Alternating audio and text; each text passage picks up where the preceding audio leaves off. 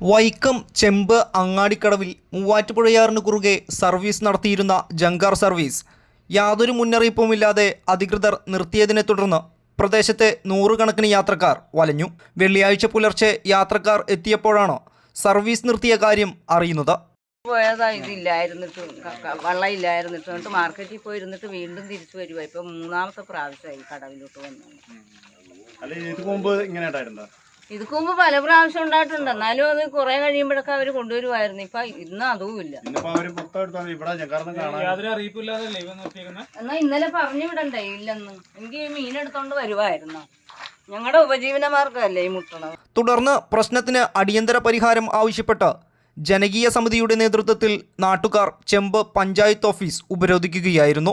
Service നിലച്ചതിനെ തുടർന്ന് തുരുത്തുമ്മയിലും ചെമ്പിലും ബ്രഹ്മമംഗലത്തുമുള്ള വിദ്യാർത്ഥികളും തൊഴിലാളികളുമടക്കം നൂറുകണക്കിന് പ്രദേശവാസികൾ മറുകരയെത്താൻ കിലോമീറ്ററുകളോളം ചുറ്റി സഞ്ചരിക്കേണ്ട സ്ഥിതിയിലായി. ഭൂമിശാസ്ത്രപരമായി ചെമ്പ് പഞ്ചായത്ത് 2 മേഖലകളായാണ് കിടക്കുന്നത്.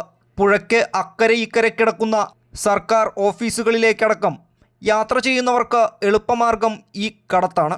ബസ്സുകളിലോ മറ്റ് വാഹനങ്ങളിലോ ഇരുകരകളിലേക്കും വിവിധ ആവശ്യങ്ങൾക്ക് പോകുന്നവർ 10 കിലോമീറ്ററിലധികം യാത്ര ചെയ്യേണ്ടി വരുന്ന സാഹചര്യമാണുള്ളത്.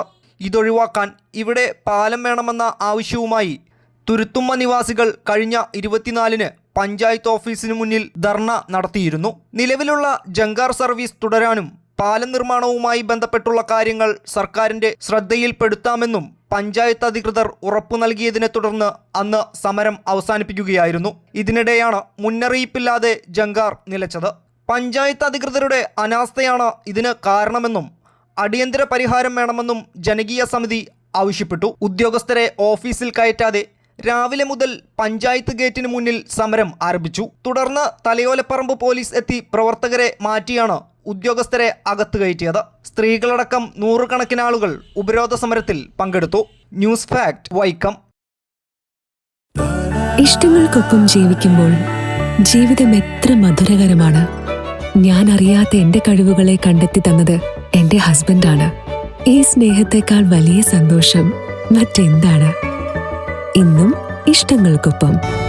Intimate matrimony, beautifying your life.